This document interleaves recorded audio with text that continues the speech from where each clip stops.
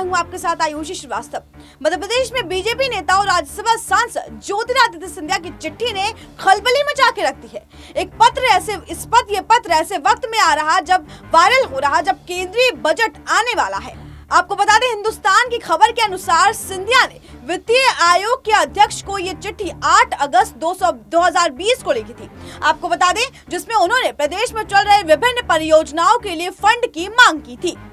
मगर अब ये चिट्ठी सार्वजनिक हो गई है और इसके राजनीतिक मायने निकाले जा रहे हैं। ऐसा राजनीति में नामुमकिन है। इसे लेकर कुछ लोगों को मानना है कि वे इसके द्वारा सरकार पर दबाव बनाने का प्रयास कर रहे हैं और लगातार इसके द्वारा वो कांग्रेस को खुशखबरी दे रहे हैं और शिवराज सरकार को गिराने की बात कर रहे हैं। साथ ही इस चिट्ठी में केंद्र सरकार से बड़ी मांग की गई है। गौरतलब है कि इस साल बीते 15 जनवरी को मुख्यमंत्री शिवराज सिंह चौहान ने केंद्रीय वित्त मंत्री निर्मला सीतारमण से मुलाकात कर प्रदेश के निर्माणाधीन परियोजनाओं को 31 मार्च तक पूरा करने के लिए राशि उपलब्ध कराने का अनुरोध किया था। देश के कोविड-19 के आने के बाद अर्थव्यवस्था को बड़ा झटका लगा है। वही अब सभी की नजरें केंद्र सरकार पर है और इसकी बजट पर टिकी हुई है। गौरतलब है कि बजट सत्र राष्ट्रपति रामनाथ कोविंद के अभिभाषण के साथ शुरू हो गया। इसके साथ ही सरकार 1 फरवरी को बजट संसद में पेश करेगी।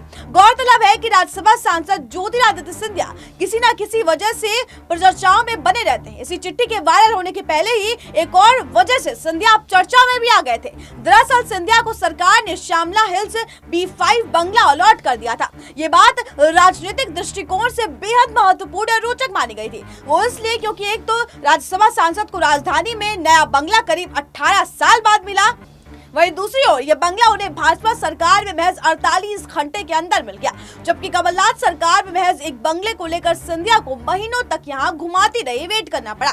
गौरतलब है कि सिंधिया पिछले कुछ सालों से भोपाल में अपनी सक्रियता बढ़ाने के लिए बंगला चाह रहे थे, लेकिन कांग्रेस के वरिष्ठ नेताओं को लगता था कि अगर सिंधिया को कई ठिकाना मिल गया तो सरकार पर उनका दबाव बढ़ जाएगा और अब सिंधिया ये बीजेपी सरकार में कर रहे हैं। ये बात उन नेताओं को किसी कीमत पर मंजूर नहीं है। सूत्र बताते हैं कि गृह विभाग को हिंट दी गई थी कि सिंधिया को बंगला नहीं दिया जाना चाहिए।